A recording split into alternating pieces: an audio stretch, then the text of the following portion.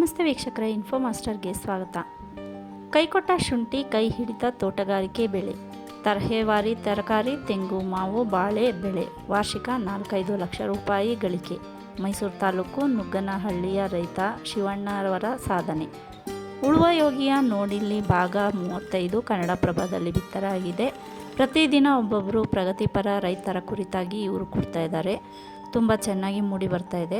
ನಾನು ಅದನ್ನು ಇಲ್ಲಿ ಓದಿ ಹೇಳ್ತಾ ಇದ್ದೀನಿ. ಪ್ರತಿದಿನ ವಿಡಿಯೋ ಹಾಕ್ತಾ ಇದ್ದೀನಿ, ಒಂದೊಂದು ಒಬ್ಬೊಬ್ಬರು ಪ್ರಗತಿಪರ ರೈತರ ಕುರಿತಾಗಿ. ನಿಮಗೆ ಗೊತ್ತಿರುವಂಥ ಎಲ್ಲ ರೈತ ಬಾಂಧವರಿಗೂ ದಯವಿಟ್ಟು ಶೇರ್ ಮಾಡಿ ಅಂತ ಕೇಳ್ಕೊತೀನಿ.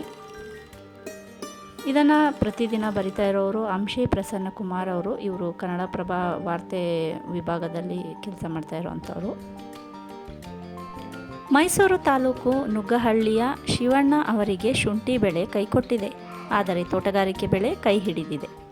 ಇವರಿಗೆ ಸುಮಾರು 4 ಎಕರೆ ಜಮೀನಿದೆ. ಪಂಪ್ ಸೆಟ್ ಮೂಲಕ ನೀರಾವರಿ ಸೌಲಭ್ಯ ಕಲ್ಪಿಸಿಕೊಂಡು ಮೆಣಸಿನಕಾಯಿ, ಕೋಸು, ಬೀನ್ಸ್, ಹೂಕೋಸು, ಸಾಂಬಾರ್ ಸೌತೆ, ಬದನೆಕಾಯಿ, ಹೀರೆಕಾಯಿ, ಹಾಗಲಕಾಯಿ ಬೆಳೆಯುತ್ತಿದ್ದಾರೆ. ತರಕಾರಿಯನ್ನು ಮೈಸೂರಿನ ಬಂಡಿಪಾಳ್ಯದಲ್ಲಿರುವ ಕೃಷಿ ಮಾರುಕಟ್ಟೆ ಸಮಿತಿಯ ಪ್ರಾಂಗಣದಲ್ಲಿ ಮಾರಾಟ ಮಾಡುತ್ತಾರೆ. 1 ಎಕರೆಯಲ್ಲಿ ಬಾಳೆ ಬೆಳೆದಿದ್ದಾರೆ. ತೆಂಗು, ಮಾವು ಮರಗಳಿವೆ. ಮಾವಿನ ಹಣ್ಣನ್ನು ಸ್ಥಳೀಯವಾಗಿಯೇ ಮಾರಾಟ ಮಾಡ್ತಾರೆ. ಶುಂಠಿಗೆ ಉತ್ತಮ ಮಾರುಕಟ್ಟೆ ದರ ಇದ್ದಾಗ ವಾರ್ಷಿಕ 4-5 ಲಕ್ಷ ರೂವರೆಗೆ ಲಾಭ ಗಳಿಸುತ್ತಾರೆ. ಆದರೆ ಈಗ ಶುಂಠಿ ದರ ಕುಸಿತ ಆಗಿರೋದ್ರಿಂದ ಇವರ ಆದಾಯವು ಕಡಿಮೆಯಾಗಿದೆ. ಇವರಿಗೆ ಹೈನುಗಾರಿಕೆ ಉಪಕಸುಬಾಗಿದೆ. ಹಸುಗಳು ಇವೆ. ಡೇರಿಗೆ 5-6 ಲೀಟ್ರು ಹಾಲು ಪೂರೈಸ್ತಾರೆ. ಕುರಿಗಳು, ಕೋಳಿಗಳು, ಮೀನು ಮರಿಗಳು ಇವೆ. ಕಾಲಕಾಲಕ್ಕೆ ಮೈಸೂರಿನ ODPಯಲ್ಲಿ ಮಣ್ಣು ಪರೀಕ್ಷೆ ಮಾಡಿಸಿ ಫಲವತ್ತತೆ ಕಾಪಾಡುತ್ತಿದ್ದಾರೆ. ಸಮಗ್ರ ಕೃಷಿ ಯಾಂತ್ರೀಕರಣ ಅಳವಡಿಸಿಕೊಂಡು ಹನಿ ನೀರಾವರಿ ಮೂಲಕ ನೀರಿನ ಸದ್ಬಳಕೆ ಮಾಡುತ್ತಿದ್ದಾರೆ. ಚಿಪ್ಪು ಅಣಬೆ ಬೇಸಾಯದಿಂದ ಹೆಚ್ಚುವರಿ ಆದಾಯದ ಮೂಲ ಕಂಡುಕೊಂಡಿದ್ದರು. ಆದರೆ ಈಗ ಅದನ್ನು ಮಾಡುತ್ತಿಲ್ಲ. ಇವರ ಪುತ್ರ ರವಿಚಂದ್ರ ಕೂಡ ತಂದೆಯ ಜೊತೆಗೆ ಕೃಷಿಗೆ ಸಾಥ್ ನೀಡುತ್ತಿದ್ದಾರೆ.